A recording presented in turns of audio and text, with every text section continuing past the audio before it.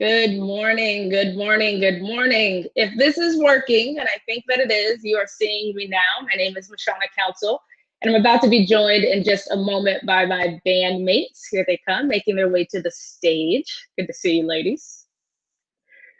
I'm definitely feeling like I got the view or something going on. Where are the rest?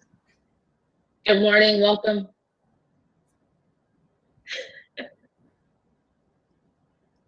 Good morning, everybody. Good morning, everyone.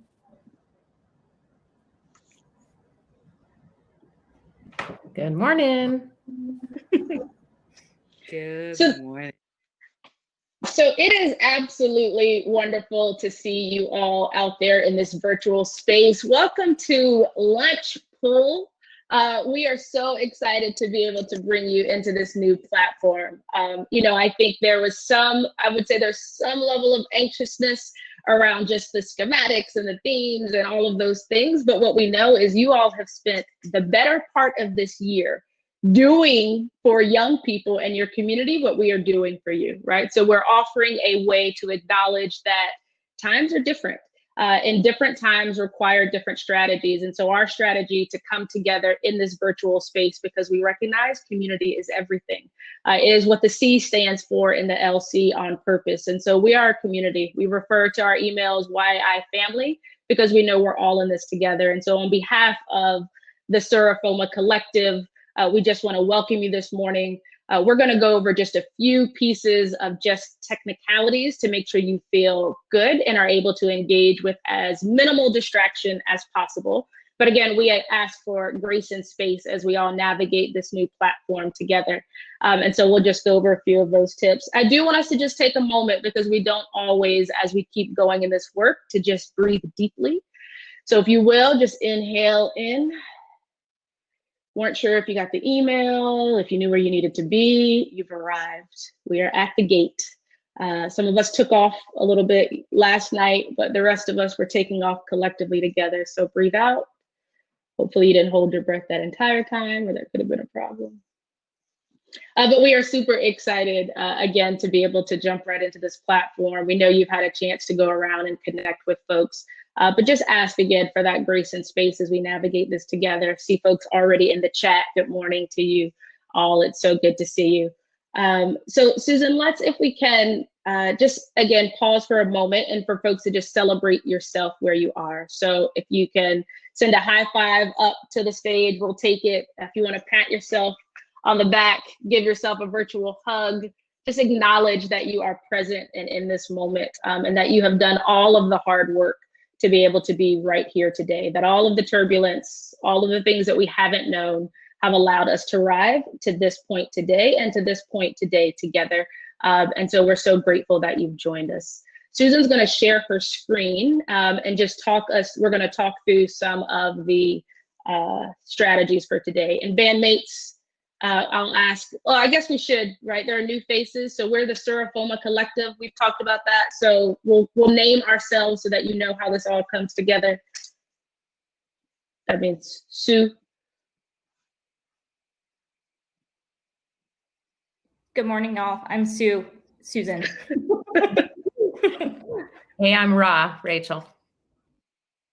And I'm Lami. And I'm the Mashana. And I'm the Patrice. And we make up the SuRa FoMa Collective. So we are your band of facilitators and are here to serve you throughout the day and whatever you need. In a moment, I'll show you the floor map for this airport we're in, but we have a lounge. And so if you have any questions or concerns, please come over to the lounge and find us. But also know we'll be kind of working ourselves around the room as well, just to check in on you. So good morning. Bandmates, if you want to head back to your table, Susan, you stay and just share your screen if you would. Thank you. So this is our airport map. You all know that we absolutely love a theme. And so this is the airport map of what we are in. If it is not big enough for you on your screen, there are the 4 arrows in the top corner and you can make it a little bit bigger. But I just wanted to go over some of the pieces so that you know exactly where you are. You've had a chance to be clicking around, but here are some other pieces for you to note. Again, make it as big as you need to. Actually, Susan, are you in full screen as well? Okay, cool. So yeah, make it as big as you need to. One of the things I love about this site is it says that freedom is built into the platform. So you adjust. If the chat that's up is in your way, you can close it down. If you want your screen bigger, make it bigger. If you want to hop to a different table, do that. You will see that on the outside banners, there are what are called the meeting lounges. And so there's one for the Wallace Foundation, Boys and Girls Clubs of America, SuRa FoMa, and then also RFA, Research for Action. So as you're going through these next 2 days, if you have questions, if something's coming up for you and you just want to make that connection with a representative from any of the organizations, just hop over into the lounge. We will intentionally, in the times when we can in conversation mode, we'll have a staff person or representative that's in those lounges. So just come over, say hello, ask a question, make sure that you get what you need out of this convene. That is so important for us. The second thing is tech support. So you see already, there's Dee, there's Paul, there's Eric. They're the official lunch pool folks. And so if you need them, they're located at table 9, which you'll see is in the lower left corner, and or there's the need help button that you can always select. So if you need some support for mic, camera, any of those things, please ask and they will be there to help you. When we're back in, there are 2 modes to lunch pool. There's the presentation mode, which is what we're in now. And in presentation mode, your mute button and your mic is off and your camera is off, but the chat is obviously open and available, which I see you all are already taking advantage of. In conversation mode, however, is when you can see the entire floor plan like you saw earlier. And so in that mode, you will see that to the right of the stage, there is an agenda. So if you ever need to know where we are in the day, you can hover over and then the agenda will make itself bigger for you to see where we are. And then the thing that we know is so important, the reason that we're able to be a community is because we make those connections. And so you will see across the bottom of your screen, especially when we're in conversation mode, that there are those connection tools. And so you want to make sure that you're checking that your camera is on, that your mic is available. I'll tell you now that if you have other platforms that are competing for your mic or your video, it could cause a challenge. So this is the day to fully engage and be present with Lunchpool. And so if you have other browsers open or if you have a Zoom link that's open, you want to make sure those things are closed so that your device doesn't have to work too hard to know which camera and which mic you want to be able to happen. The other thing in terms of connections is the chat. So you will see that there's a participants list. You can find participants. You can send them private chats. When you're at your individual table, you can send a group chat. If you take your cursor and you hover over the top of a name, if you see their circle, it will tell you their contact information. And so therefore you can send them a private message. You can find out what organization they're a part of. So I encourage you all to upload your profile pics if you can, or at least put in information so that folks can connect with you after our time together. All right, Susan, if you'll bounce over to the next. And so not needed in this moment because for our morning portion, we'll be spending much of it in presentation mode, but towards the afternoon, you will have an opportunity to go into some breakout rooms. And so you will see that across the bottom, there is a separate banner. And in that banner, at different points, it will indicate what breakout rooms are available. And so I just wanted to draw your attention that that's where it will be. So when later we give some instruction for you to go and watch your videos or go join the Q&A room or find your roll-a-light group, that is where you're going to want to go to that bottom banner. And just know that at any time where we are right now is called Basecamp. And so if you ever need to come back to this space, hit the return to Basecamp button and it'll bring you back here. And I think if you just lock in on those things, sure, there's more to know. I've been in Lunchpool for a few days now. There's more to know, but those things will make sure that you are able to show up, connect, and be fully engaged. Cool? Can't see you, but I believe that you are sending me some virtual head nods and big old smiles. Cool. I want to encourage, what's powerful about the tables. Thank you, Susan, for your screen share. What's powerful about this table and this platform is you get to move yourself around. You get to make those connections and join another table or send that private message. So do that. This is our virtual space. This is our learning community. This is number 6. For those who have been with us since the beginning, we have folks here from Green Bay who are wave 1, who have been in this YAI community for a while. And so we just welcome all of you here. It wouldn't be a formal flight if we did not start with a safety video. And so we bring to you our YAI safety video. And then after that, we'll be greeted by Bahia from the Wallace Foundation. So enjoy your flight. be safe, and we'll see you on the platform.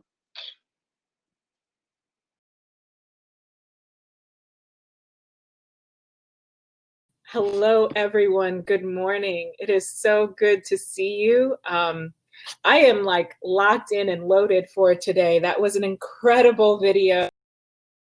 Enjoyed our safety instructions. It's just a testament to all of the hard work and passion that you've been putting in over the last 7-8 months in your communities. I'm Bahia Ramos. I'm the Director of Arts at Wallace Foundation, and it's such a privilege to be here today and work in partnership with all of you and be a part of this YAI community. Just a little bit about Wallace Foundation for those of us who might be new to our learning community. The Wallace Foundation is a private foundation. We're based here in New York, and our mission is to foster equity and improvement in learning and enrichment and in the arts for everyone. And on the arts, that means it comes from this principle that the arts belong to everyone, and we do mean everyone, and that it starts from when we're very young. And we all know when we have arts experiences early on, we become more creative, more open, more empathetic individuals. And I think we just need to see more of that in the world. And so as we're creating and shaping these young minds, it's our privilege to invest in spaces where that happens. I've been at Wallace for a little over 2 years. And part of our structure is not just about investing in an initiative and giving money to organizations and places, but also to use our resources to bring people together and connect our communities, so that we just don't think about giving, we think about building communities, we think about finding ways for people to build their resources, to grow and discover and help spread what they learn over time within their community and outside, so that this all becomes a movement and we join this group of people who are really invested in shaping young minds through the arts. And learning communities are a real signature event for that.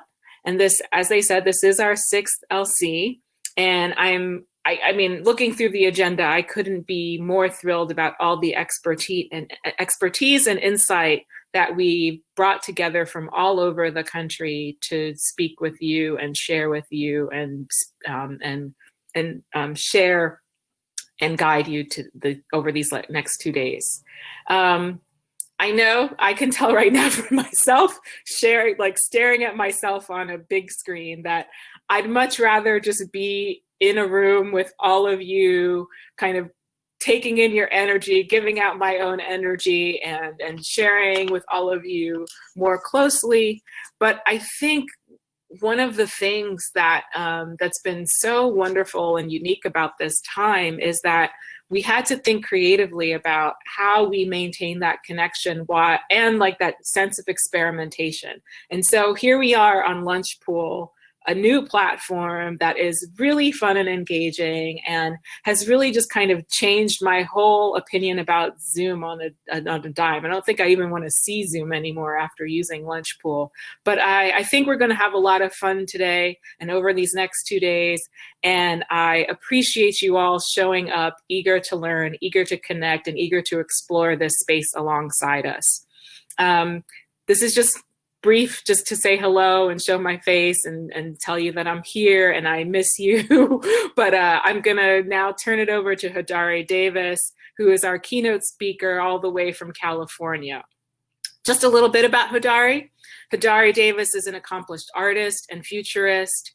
He's a poet, and he was the National Program Director for Youth Speaks for 11 years. He's now the Artistic Director of Young, Gifted, and Black and a Senior Partner at Edutainment for Equity. He's currently pursuing a PhD at UC Davis in Language Literacy and Culture.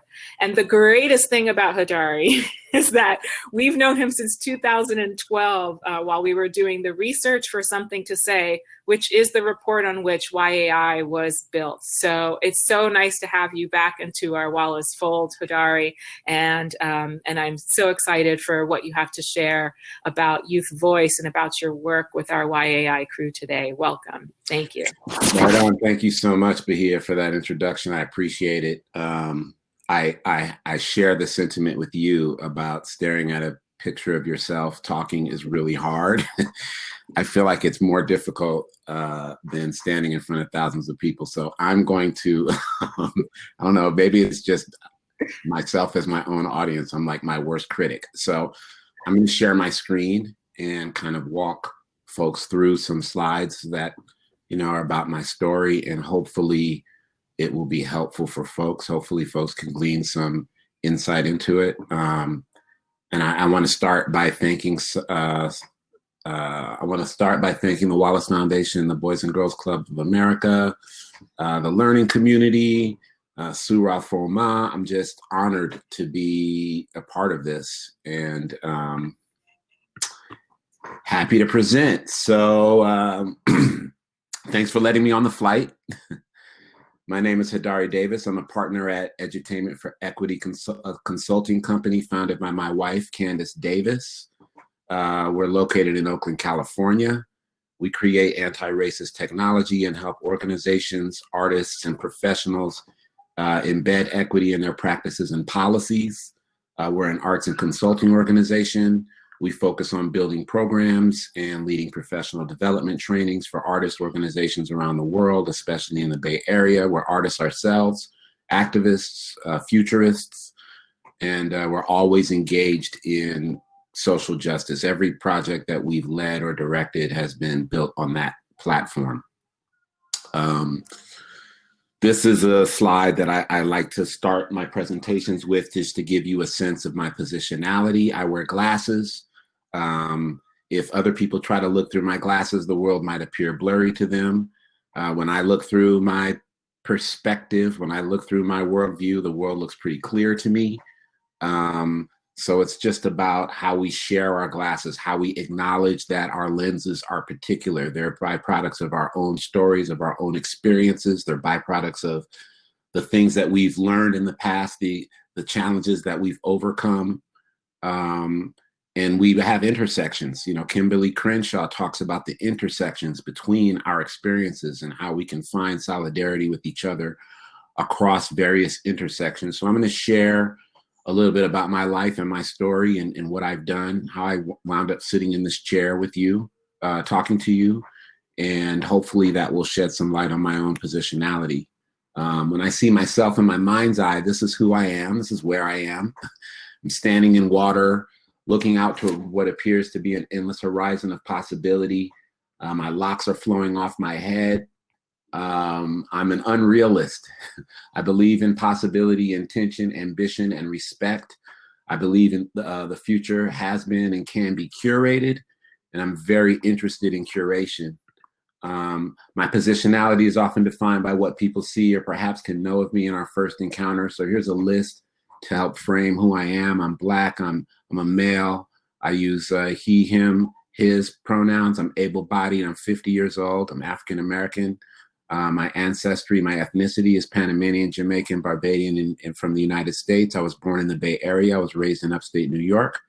I currently live in East Oakland. I've been in Oakland for 30 years. I've raised 3 children in Oakland. I'm currently married with 1 baby and another one on the way. I was faux middle class growing up. I'm faux middle class now. That just means I live comfortably, but I don't have a lot of wealth. I'm an educator, entrepreneur, and as was said earlier, I'm currently a full-time student at UC Davis in a doctoral program in the School of Education. My primary language is English. And in my life, I'm an educator, a teacher, a scholar, a researcher, a teaching artist at my core.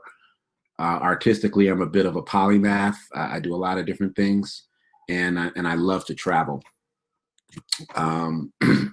Beyond this, I'm the product of many stories. The video and the photo in the upper left corner is of my parents, my West Indian father who immigrated to the United States at 16, and my mother, a child of African-American excellence. They met in 1964 in New York City. They were married months before my father was drafted and sent to Vietnam. The picture in the lower left is of me, my father, and my grandfather. 3 generations of Davis men, one born in Jamaica, another in Panama, and me in Palo Alto, California. The photo in the upper right is of my mother and my wife and my former wife. Between us, we have 6 or 5 children with one on the way. We're all close and remain connected because that's what family is for us. The photo on the lower right is of my great-grandfather standing next to my grandmother, my mother's mother, when she graduated from Fisk University in 1912. The first of my great-grandfather's children to do so, and everyone after her for 3 generations has graduated from college. These stories are some of what makes me who I am and provide for me an understanding of where I come from, who I stand for, and what I stand against. I spent the first 5 years of my life in California on the campus of Stanford University, where my father worked on a PhD. When he finished his coursework, we moved to Ithaca, New York. I spent most of my childhood in my mother's classroom, either as a student or as a member of her after-school program, Young, Gifted, and Black. We performed poetry, taught history, and more than anything, we learned to love ourselves. My mother's classroom was the most consistent place to cultivate my art outside of my home. I started teaching when I was 14. That picture of me in the upper right with the black tie, when I was hired to be a summer counselor. I had 7 5-year-olds who I led in activities and directed to different lessons in art and swimming and, you know, learning and having fun. I did more of that while in college in Ohio and at UC Berkeley. I went on to become a high school teacher after graduating and went to night school to get a master's degree in education. I was a young poet and MC at the time, refining that craft and recording songs in an earlier hip hop era, trying to sign contracts and traveling and performing. I retired from teaching at 28 and became executive director of Making Waves. Our mission was to prepare elementary and middle school students for success in high school. It was an academic program, primarily for second language learners and recently immigrated families. We were very successful, but I was not fulfilled, mostly because it pulled me so far away from my art and so much into the academic and education experience that I just felt my artistic kind of instincts were slipping. So at a turning point in my life, I joined Youth Speaks, becoming a missionary, designer, a global ambassador for the youth spoken word movement. In that role, I traveled the world, building organizations, training, teaching artists, developing best practices, and working to become a model for the world. It allowed me to be both an educator and an artist, both a poet and a teacher. It took me back to the time when I was in high school. It took me back to the time when I was just a young student writing rhymes and going to class. What guided me through all these jobs and what's remained consistent is a service to young people, a concern for the future. I did not want to become a teacher. It was chosen for me. And regardless of my title, that teacher, that artist has shown up. Whether I was coaching baseball in Oakland or managing poetry festivals in Washington, D.C., the vision was the same: actively curating a better world for the next generation with the next generation. That was my North Star. And these pictures are just different iterations of Mr. Davis, whether it's managing a young ensemble, helping this young man strike out our opposing team, traveling to large events with incredible young poets, or curating huge poetry slams or other poetry-related events and festivals. Mr. Davis loves the kids. What's your North Star? What guides you through uncertain moments or times when you're not clear of what to do? What do you hold to? What are your ambitions to achieve or to see achieved? This is Harriet Tubman. She ran many times, but the first time she was running to something she had never before experienced, a freedom that was only a vision, a remote possibility. Once she found a way, she went back to get others. She did not always take the same route to her destination. Sometimes there were dogs. Sometimes the patty rollers were waiting to ambush her. Sometimes the weather or the environment or the climate just would not cooperate. Her situation was volatile and uncertain. She had to trust people she might not otherwise have trusted. It was complex. She had to threaten the lives of those who were afraid to and wanted to return. It was ambiguous at times, this freedom that she was running for. What do you run for? What's the vision you're chasing? What's the world you're hoping to bring into existence? What drives you, not just as an artist, but also how you share that art, share that experience, share your knowledge with young people.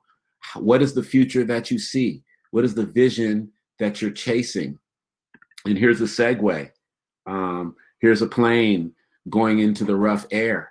Like Harriet, we're in rough air with storm clouds around us and a sense of impending volatility ahead of us. We're uncertain about what lies ahead because it's hard to see, and the challenges we're facing seem complex and overwhelming, with solutions that seem ambiguous and causing even more anxiety. This is the world that we're facing. This what Bob Johansen, a futurist who's written several books, calls the VUCA world.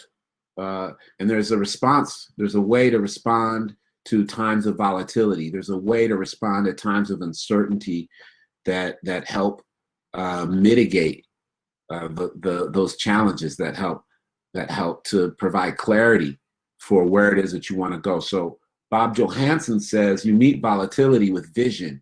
If you're clear about where you're going, it's going to be easier for you to map out a strategy to get there. You confront uncertainty with understanding. If you're aware of what the wind is doing, where the storm is located, how fast that wind is moving, it's going to be easier for you to find the clear air the more you have an understanding of the lay of the land.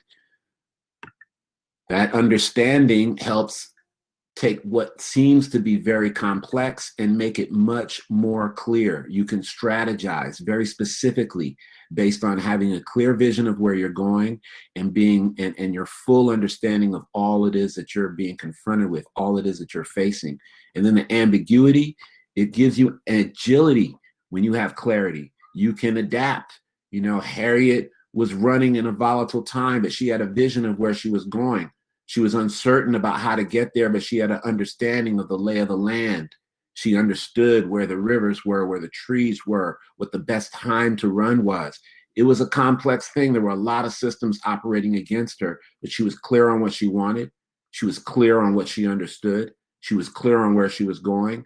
And all of that clarity made it possible for her to turn left, to make a last-minute ditch decision to turn right if she needed to, because she had an understanding and a clear vision about where she wanted to go. And this is where we want to go. This is where we want to be. So for me, consistent in my life story is my North Star. What I found at U Speaks was a mission that helped actualize my North Star into concrete action. The mission statement, and I'm paraphrasing, but it's help youth find, develop, present, and apply their voices as agents of change, giving voice to the future, allowing the future to determine the decisions of the present. It was in direct alignment with my North Star, and I could see the destination clearly. I could see where we were going and how to get there. And I was determined to get there. Nothing was going to stop us from achieving this mission. So it was about writing pedagogy. I wrote the pedagogy. I shared this pedagogy with the world, this idea of life as primary text, individual transformation to social transformation. The programming comes in, professional artists, professional educators go in, and a new world is born outward from each individual young person. And once we figured this out, and it took years of planning and programming and deconstructing the work that we were doing to figure this out. But once we did, it was go time. I'm someone who's been consumed with curating the future, designing programs, activities, lessons, experiences, whatever you want to call them, whatever nomenclature sticks, whatever magnet draws the subject in so transformation can happen. Mastering the telling and presentation of stories in ways to make them compelling, to weaponize them as change agents. And it's stories of the future that can rewrite the world. So we did free writing workshops and local poetry slams and national competitions and youth poet laureates. And we even had the Brave New Voices International Youth Poetry Slam. We were on HBO. We were all over YouTube. You can find all this stuff. It's all out there, all this work that we did. But the mission and our vision was the guide. The rest was strategy and execution. And we adapted to the challenges that we faced along the way. I was not alone in my work. None of us are ever alone in our work. I had co-conspirators who mingled their magic with mine, who used their powers and talents and privilege as leverage to transform each story and storyteller into a change agent. And this slide is important, but it's only a fraction. It's only a small representation of the army of people that work to make this happen all over the United States and around the world. These are some of the original iterators of the pedagogy, and it's important to say their names: Mark Bamuti Joseph, Joan Asado, James Cass, who was executive director of Youth Speaks at the time, Michelle Lee Kim, Jose Vadi, Shanaka Hodge, the legendary Oakland artist Shanaka Hodge, Brandon Santiago, Nick James. There's so many others that should be mentioned, but I just feel like it's always important for us to acknowledge who our co-conspirators are, who are the people who are in the trenches with us. Props are important. Despite our successes, my heart could see what was left out of our healing. Those whose literacy skills were woefully behind and whose ignorance had rooted self-hate into their consciousness. I knew that Youth Speaks medicine was good, but different from the medicine I received from my mom to make me who I am. So I went to her to recreate what she did for me, but in Oakland for my own children and their friends. And Young Gifted and Black of Oakland was born. Young Gifted and Black teaches Black history through poetry, rap, and freedom songs. Before the outbreak, we had consistently provided 10 years of service through YGB, serving hundreds of children and thousands around the Bay Area. We even made 4 international trips. YGB has performed for Emancipation Day in 2 different countries. And YGB is the brainchild of my mother. She invented this when Ronald Reagan was elected. And it just seemed so appropriate to bring it back when we did in 2010. And here's just a little slice of some of the performances, whether it was the Oscar Grant Vigil or performing at Yerba Buena Center for the Arts, celebrating Dr. Martin Luther King Jr., or standing at Oscar Grant Plaza, singing and chanting and kind of joining the chorus of young voices who were calling to end gun violence in this country. Young, Gifted, and Black, man. We have 3 rules. My mom's 3 rules. These are 3 rules that guide YGB. They've been the only 3 rules of our program for the past 10 years. This is something that we review with our young people every single day. And these are rules that I grew up with. These are rules that guide my life. 1, stay on top of your game. Stay on top of your game. Handle the things that you can handle. 2, control all you can control. You can control yourself. You can control the things around you. Exercise that control. And the last, influence as much as you can what you cannot control. All of these things are super important for us.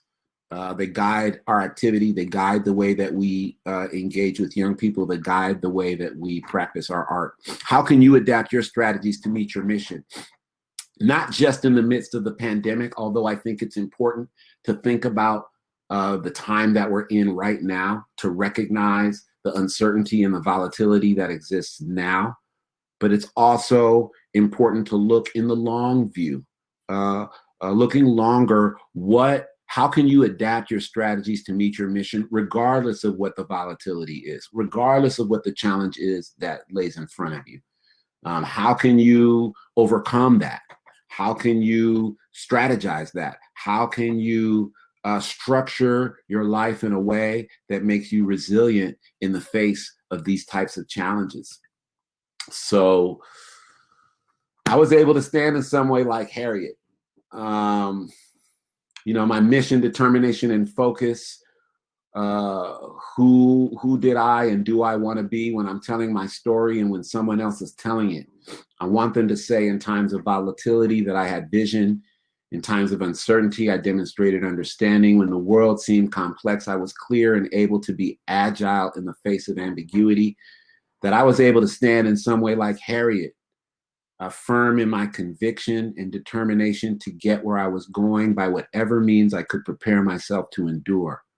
That others would trust my vision, knowing they could not possibly see what I could see and did not know the way. When I didn't know, like Harriet, I took to heart the sentiment, always keep moving in the general direction of your destination. I want to be a reflection of that faith, a North Star for others, someone who can be a rock for others to lean on. We're all trying to do that. We're doing that as artists, creating art that's responsive to the times. We're doing that as leaders of young people, as people who are modeling a future, a direction. And it's important that we can see, it's important that we don't lose ourselves in the despair of the moment, that we can have a vision for what's possible for the future. And as long as we can hold to that vision, then we can get there. We can overcome and persevere to get there. So here are some tips for you to consider that always help me in my management of the work and my process for sustaining my own success. This is some of my clear air that I share with you. My first is artifacts of the past, sometimes things that didn't hold value before hold great value now. So before the pandemic, Youth Speaks, we put a lot of videos on YouTube and they had value, but post the pandemic, when folks were locked in their houses and sheltered in place, then that YouTube channel became even more valuable than the rest of the organization. And the archive of youth poetry that's on that Youth Speaks YouTube channel became kind of a central linchpin of the organization in a way that it was peripheral before the pandemic happened. And I think it's important to think about what are the artifacts of your artistic and educational past that still hold value now that perhaps didn't have as much value when you first released them. Collaboration, like I said about co-conspirators, if you can find people to work with who are of like mind, who can see the vision that you can see, and who can help you strategize to get there, it's very helpful to work in partnership to help stretch your resources and share the burdens. Very important. Resilience. It's valuable in times of crisis to remember how you responded in the past. So as you're working out new strategies to overcome the challenges that you're facing, write them down. Like maintain a journal of successful strategies. If you're really feeling it, even maintain a journal of those that failed, because you don't want to end up repeating the same mistakes, and you can always refine things over time. So keep a record of your own resilience and the resilience of your organization and your community. It will serve as a great map in times of volatility and uncertainty.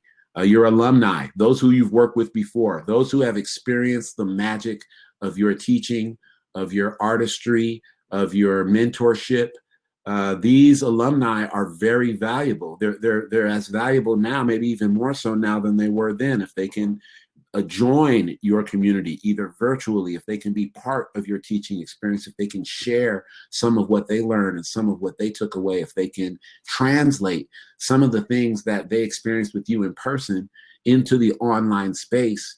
Alumni for Youth Speaks and for Young, Gifted, and Black have been a super important resource for our work.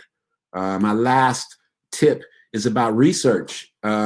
Sometimes we get so head down in the work that we're doing that we don't look up enough to see the work that others are doing. We don't take the time to examine the successes that other organizations are having, the great strategies that other artists and other educators are using.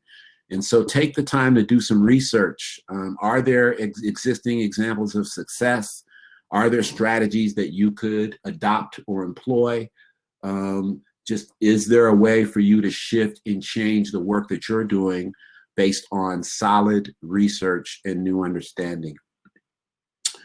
A lot of, on the other side of all the work that you've done, other side of that clear air is legacy. what you leave behind, what still lives beyond the time you put in and beyond your active work.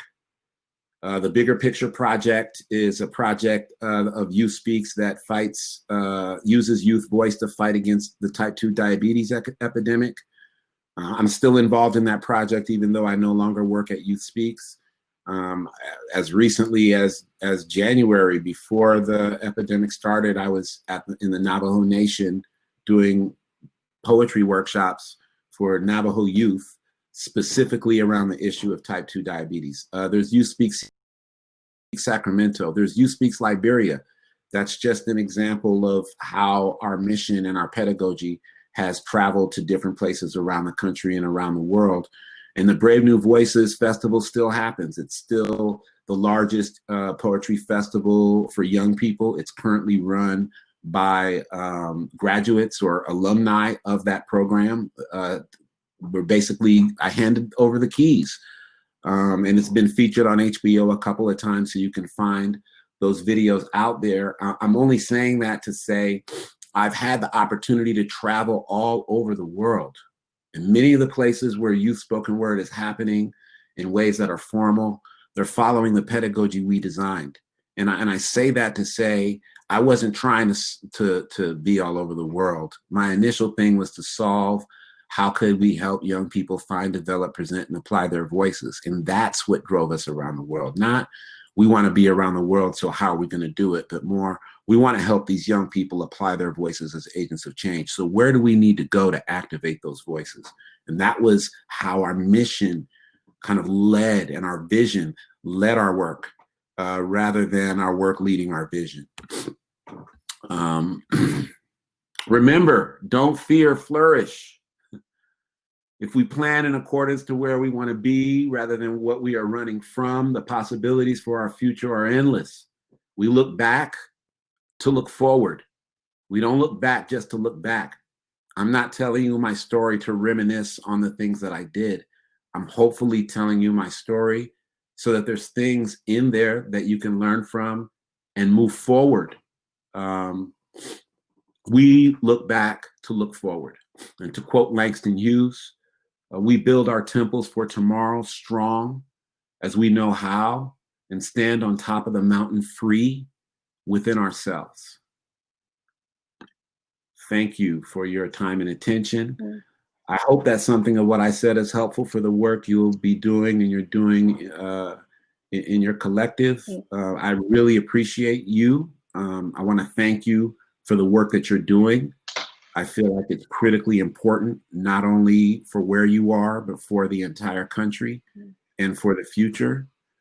Good luck in finding your clear air. Good luck in finding your North Star. And thank you for the opportunity to share my story with you. Hodari, I'm gonna be the representative voice in this moment, pulling from the chat. I also came on so you could see my video, because at some point you feel like you're talking about, I'm like, no, you need to see these head nods. I need you to see these snaps. I need you to see me grabbing my pen and jotting down the quotables. I also want to nod that I have this candle of Harriet. I light her every time I am called into spaces. And so the power of you being a representative and giving us the steps and strategies on how to keep that North Star, how to recognize vision and understanding and agility, and that those are the things that will move us. This question, we know turbulence is coming, but the real answer is what do we do in the interim until we find that smooth air? So thank you. Thank you for being on the flight with us. Thank you for lifting up your wisdom. I think the powerful piece about Harriet is that she went back for folks, right? And so you got into a place of liberation in youth arts, in giving youth voices, and now you've come back for us. And so thank you for your wisdom today. Thank you for sharing who you are in this space. I want to just, because again, it's as if we planned it, but the universe does align for things to be planned. This writing it down, remembering our resilience. You all have been given a travel journal that we sent to you to capture these things. What are the things that you're hearing today? What are the pieces that you know will help to bring that smoother air for you? Who are the people that you want to collaborate with? Who are your co-conspirators? If you had named them now, who are the co-conspirators that are in this youth arts movement sitting at another table right now, and this is your opportunity to make the connection. We don't hold the space just because it's a nice thing to say that we did, but we hold the space because this is where our power comes from. And so we thank you again, Hodari, for just holding this space with us today.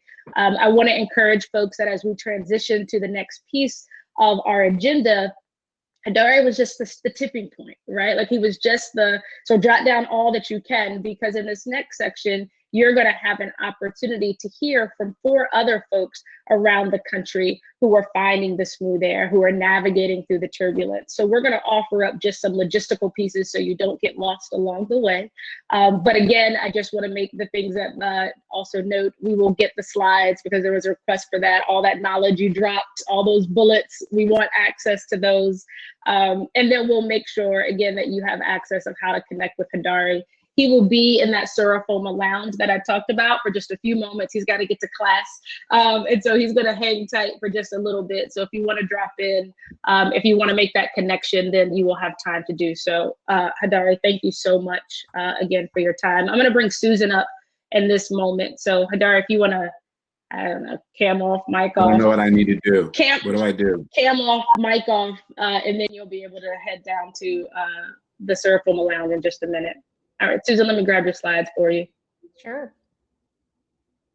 I don't You know might. about you, but I'm feeling extremely full. And just want to note that we are going to have a moment to take a breath, but within that breathtaking, we ask that y'all join us for our TEDx speaker series. So as Mashana is pulling up the slides, just want to note that we have until 11:30 to watch 1 to 2 videos from our TEDx style speakers to get a little bit more subject matter expertise from across the country.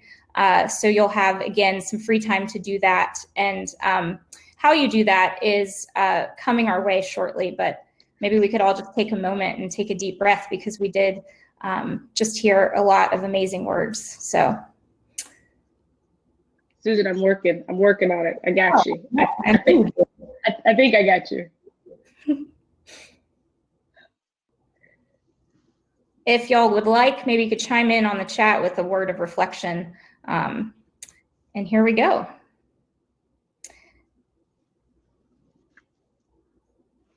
Okay, so we have 4 incredible videos to share with you right now. They will also be available to us throughout the next few days and beyond. So if you don't get to watch all of the ones that pique your interest, as they all should, then know that they will be available to you throughout our time together and, again, beyond. And how you get to them. So you have buttons at the bottom of your screen, and you can click on the video that piques your interest the most, and it will start playing immediately. So these videos are from organizations and representatives of those organizations across the country, and I'll just run through them really quickly right here. She is joining us from Girl Be Heard, and her video really talks about putting youth at the center of a new program model, and as well as how that plays out in evaluation. So check that one out. Up there up top is Cassandra Verbruggen from SpyHop, and she's leading us through a conversation about the past few months combined with the past few years of their evolution in a capital campaign and how she's managed through that change. Russell Baker is joining us from NDI, New Mexico, and we'll be looking at virtual innovations in this time, and then, of course, the things that we might want to carry through into our work. And then Jennifer Bateman is joining us from BGCA and is taking a deep dive into trauma-informed practices and what those can look like for us in our work. So click on one of the buttons at the bottom of the screen, and the video will start playing automatically. So once you've finished watching the video, you're welcome to come back into the base camp, the main room, and click on another video. And then at 11:30, pick the Q&A that you would like to join, and you'll be in there just like we are right now with the facilitator and the speaker, and we'll have a chance for a live Q&A. And we will see y'all again in a breakout room at 11:30.